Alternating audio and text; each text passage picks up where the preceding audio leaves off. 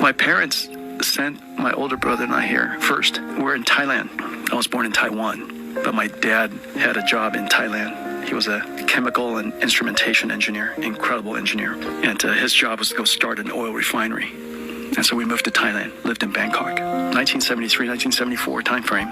And all of a sudden, one day, there were tanks and soldiers in the streets. And my parents thought, probably isn't safe for the kids to be here. And so they contacted my uncle. My uncle lives in Tacoma, Washington. We had never met him. And my parents sent us to him.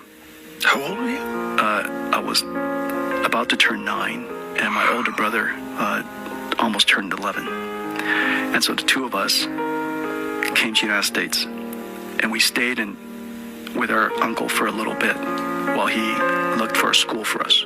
And my parents didn't have very much money, and they'd never been to the United States. My father I'll tell you that story in a second. My uncle found a school that would accept foreign students and affordable enough for my parents.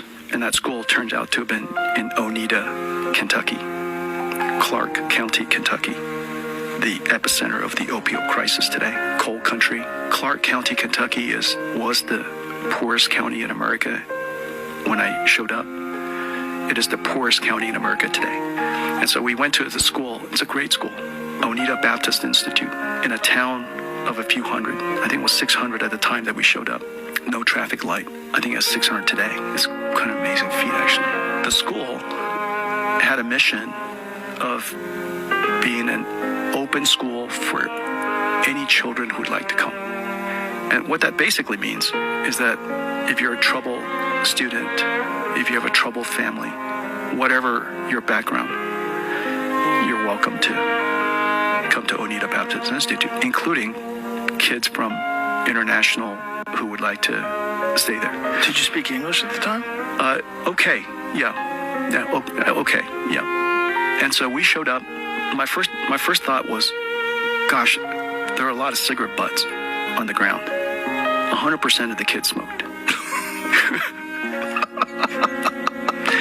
So right away, this is not a normal school. 9-year-olds? No, I was the youngest kid.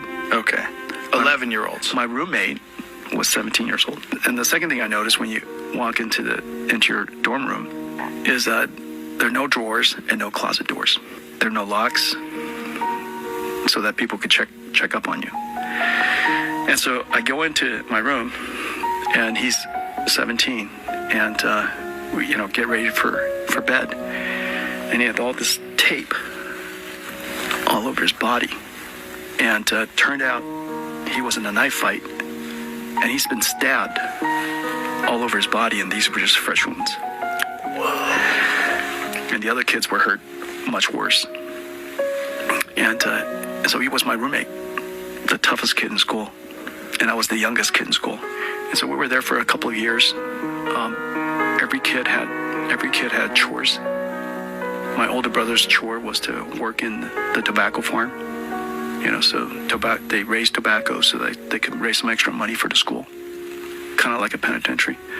Wow. And my job was just to clean the dorm. And so I was 9 years old. I was cleaning toilets, and for a dorm of 100 boys, I cleaned more bathrooms than anybody. And I just wish that everybody was a little bit more careful. But anyways, I was the youngest kid in school. My memories of it was really good, but it was a tough town. Sounds like. Yeah, town kids, everybody had knives. Oof. Everybody had knives. Everybody smoked. Everybody had a Zippo lighter. Probably the only thing that really breaks my heart about that experience was, so we didn't have enough money to make, international phone calls every week. And so my parents gave us this tape deck, this Iowa tape deck, and a tape.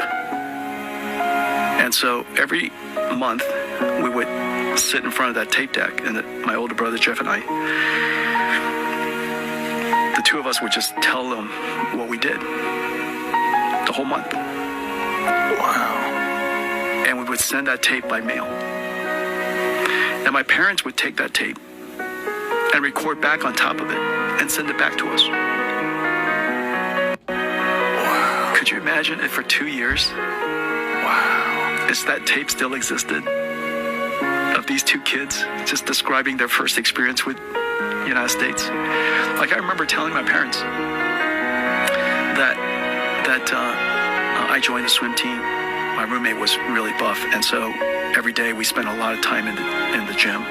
And so every night, 100 push-ups, 100 sit-ups, every day in the gym. So I was 9 years old. I was pretty buff. And so I joined the soccer team. I joined the swim team because if you join the team, they take you to meets, and then afterwards you get to go to a nice restaurant. And that nice restaurant was McDonald's. And I recorded this thing. I said, Mom and Dad, we went to the most amazing restaurant today. This whole place is lit up. It's like the future. And the food comes in a box. And the food is incredible. The hamburger is incredible. It's McDonald's. But anyhow, wouldn't it be amazing? Oh my God. 2 years. Recording? Yeah, 2 years. Yeah. No, my parents are incredible, actually. They grew up really poor. And when they came to the United States, they had almost no money. They came and we were staying in a apartment complex. They had just rent back in the, I guess people still do, rent a bunch of furniture. And we were messing around.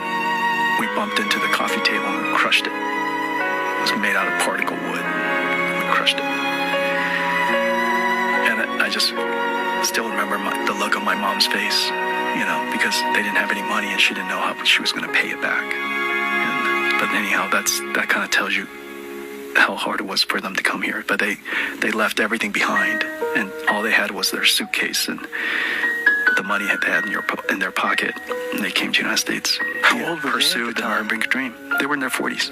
Wow. Yeah, late 30s. Pursued the American dream. This is the American dream.